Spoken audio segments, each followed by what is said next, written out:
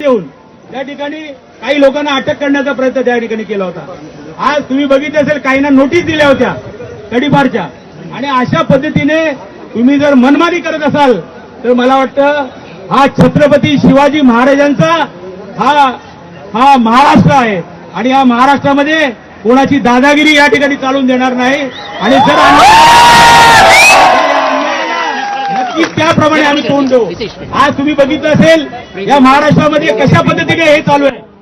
आज या ठिकाणी अत्याचार, महिलांवरती अत्याचार होत आहेत, उद्योगधंदे त्या ठिकाणी पळवले जात आहेत, आणि त्याचबरोबरीने आज तुम्ही बघितलं असेल आज कुठेही विकासाची कामं या ठिकाणी दिसत नाहीत, फक्त यांचे खिसे भरण्याचं काम आज मीरा भाईंदरमध्ये चालू आहे, आणि जाणून बुजून या ठिकाणी मराठी माणसाला डिवचण्याचं काम त्या ठिकाणी चालू आहे। आणि तुम्ही बघितलं असेल पहिल्या आधी त्या ठिकाणी आज या ठिकाणी बघितलं असेल की या ठिकाणी पहिल्यांदा त्या ठिकाणी हे केलं की भटेंगे तो कटेंगे, म्हणजे हिंदू मुसलमान या ठिकाणी लावण्याचा प्रयत्न केला।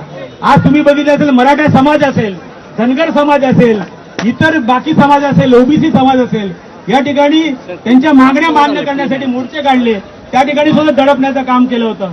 आणि आज या ठिकाणी सर्व मराठी बांधव आणि त्यांना मराठी भाषेवरती प्रेम करणारे इतर भाषिक सुद्धा या ठिकाणी आलेले आहेत। आणि त्या ठिकाणी आज तुम्ही जर बघितलं असेल की आज मोठ्या संख्येने या ठिकाणी सकाळपासून धरपकड चालू असताना सुद्धा आता मग एक महाशय इथे येऊन गेले,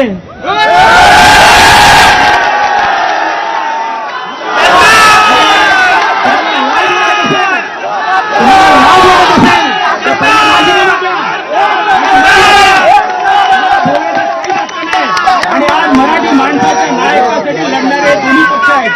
आणि आज तुम्ही बघितलं आज या ठिकाणी फक्त मराठी म्हणून या ठिकाणी आलेले आहेत, आणि म्हणून असाच जर मराठी माणसावरती अन्याय करणार असेल तर मला वाटतं आम्ही खपून घेणार नाहोत। परत एकदा या ठिकाणी सर्व मराठी एकजुटीचा या ठिकाणी विजय असो। धन्यवाद। जय हिंद, जय महाराष्ट्र, वंदे मातरम।